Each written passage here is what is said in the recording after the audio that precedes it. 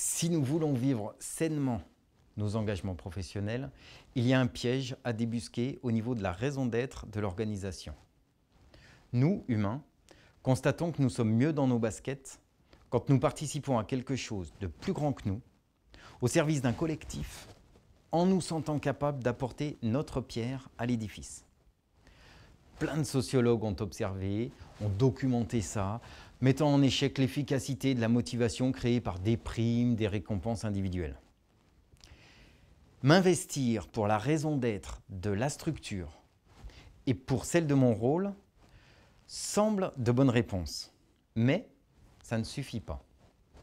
C'est même précisément là que réside le piège.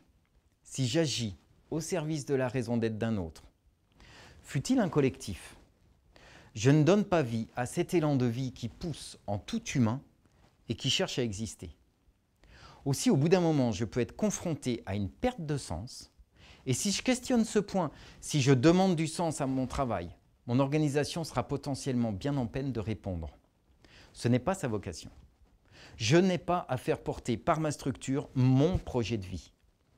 La raison d'être d'une organisation, c'est de produire quelque chose, un bien, un service, mais produire. Produire et assurer sa pérennité, entre autres financière. La raison d'être d'un humain n'est sûrement pas réductible à produire et assurer son quotidien. Il y a quelque chose de plus profond, de difficile à nommer qui nous met en mouvement. Je crois que chacun a à se demander très régulièrement qu'est-ce que j'ai envie d'apporter au monde et qu'est-ce que j'ai envie de recevoir. C'est souvent proche, mais pas toujours, ni pour tout le monde. Donc, qu'est-ce que j'ai envie d'apporter au monde aujourd'hui? Quelle est la mission de vie que j'ai envie de réaliser, d'incarner? Ce simple questionnement recentre, oblige à une introspection méditative, c'est-à-dire une écoute de ce qui est là. Il ne s'agit pas d'inventer une mission de vie. Il s'agit de la découvrir au sens propre, la dégager de ce qui la recouvre dans mon quotidien, mes dispersions, mes relations, retrouver une forme d'essentiel. Moi, je suis méditant zen. J'ai constaté que la simple assise silencieuse participe à ce recentrage. J'utilise aussi des méditations guidées beaucoup plus orientées vers qui je ressens être au fond de moi, au service de quoi ce qui veut-il œuvrer. Mais chacun a sa technique. Ce qui est protecteur, c'est de se questionner. Je suis souverain pour décider de la réponse, terriblement souverain. Personne ne peut m'apporter de réponse satisfaisante. Je suis condamné à assumer ma souveraineté d'être en devenir. Une fois riche de cette décision, je suis mieux armé pour éviter les pièges, car je peux vérifier que tout en servant mon organisation, je peux l'utiliser au service de la vie qui pousse en moi, au service de l'humain que je veux advenir. C'est un complément.